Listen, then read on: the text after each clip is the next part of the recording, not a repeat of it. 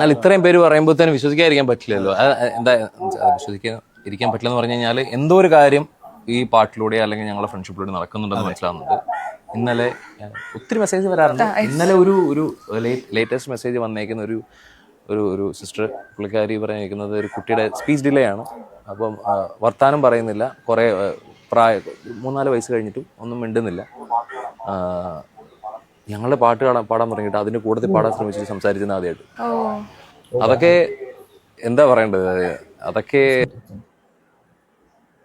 ഈ നന്ദഗോവിന്ദൻ ഭജൻസ് ഇപ്പൊ കേരളത്തിലെ ഏറ്റവും ട്രെൻഡ് ആയിക്കൊണ്ടിരിക്കുന്ന ഒരു ടീമാണ്.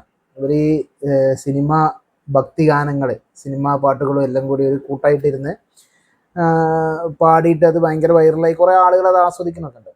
അപ്പോൾ ഇവരെ പാട്ടൊക്കെ നല്ല പാട്ട് തന്നെ. നമുക്ക് ആളുകൾക്ക് നമ്മുടെ ഒരു മസ്തിഷ്കത്തിൻ്റെ സഹജമായ സ്വഭാവം വെച്ചിട്ട് ഇങ്ങനെ കൂട്ടമായിട്ടിരുന്ന് ഒരു താളാത്മകമായിട്ടുള്ള പാട്ട് ആസ്വദിക്കാനും അത് ഇഷ്ടപ്പെടാൻ, അത് കുറച്ച് ഭക്തി സാന്ദ്രം കൂടി ആകുമ്പോൾ കൂടുതൽ ആളുകൾ അത് ആകർഷിക്കപ്പെടുകയൊക്കെ ചെയ്യും.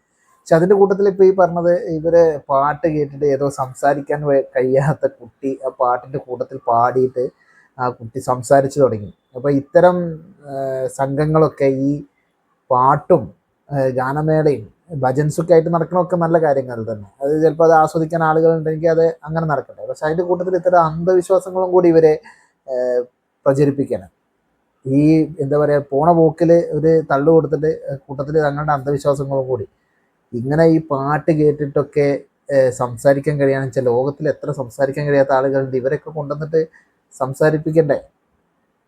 അല്ലെങ്കിൽ ഇത്തരം ഭക്തിയിലൂടെയോ പ്രാർത്ഥനയിലൂടെയൊക്കെ എന്തെങ്കിലും അത്ഭുതങ്ങൾ സംഭവിക്കുന്നുണ്ടെങ്കിൽ ലോകം ഇത്ര ദുരിതപൂർണ്ണമാവില്ല. എത്ര അസുഖങ്ങൾ, സംസാരിക്കാൻ കഴിയാത്ത ആളുകൾ, കണ്ണ് കാണാൻ കഴിയാത്ത ആൾക്കാർ, കേൾക്കാൻ കഴിയാത്ത ആൾക്കാർ, ഇവരൊക്കെ മാറ്റാൻ ഇതേപോലുള്ള ഭക്തിഗാന സംഘങ്ങൾക്കോ അല്ലെങ്കിൽ അമ്പലങ്ങൾക്കോ ദൈവങ്ങൾക്കോ ഒക്കെ സാധിക്കുന്നുണ്ടെങ്കിൽ ലോകത്തിൻ്റെ അവസ്ഥയെ ഇന്ന് ഇതേപോലെ ആവില്ല.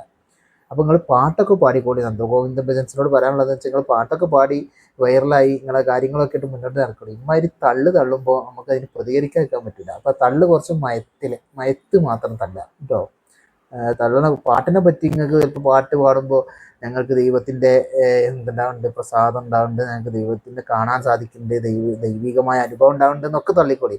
പക്ഷേ ഈ സംസാരിക്കാൻ കഴിയാത്ത കുട്ടിക്ക് സംസാരശേഷി കിട്ടി അങ്ങനെയുള്ള തള്ളുകളൊക്കെ തള്ളുമ്പോൾ അത് കേൾക്കുന്ന ആൾക്കാർക്ക് എല്ലാവർക്കും അത് അങ്ങനെ അങ്ങോട്ട് ഉൾക്കൊള്ളാൻ കഴിയില്ല. അപ്പം നമുക്ക് അതേപോലെയൊക്കെ പ്രതികരണം നടത്തേണ്ടി വരും. അപ്പം മയത്തിൽ തള്ള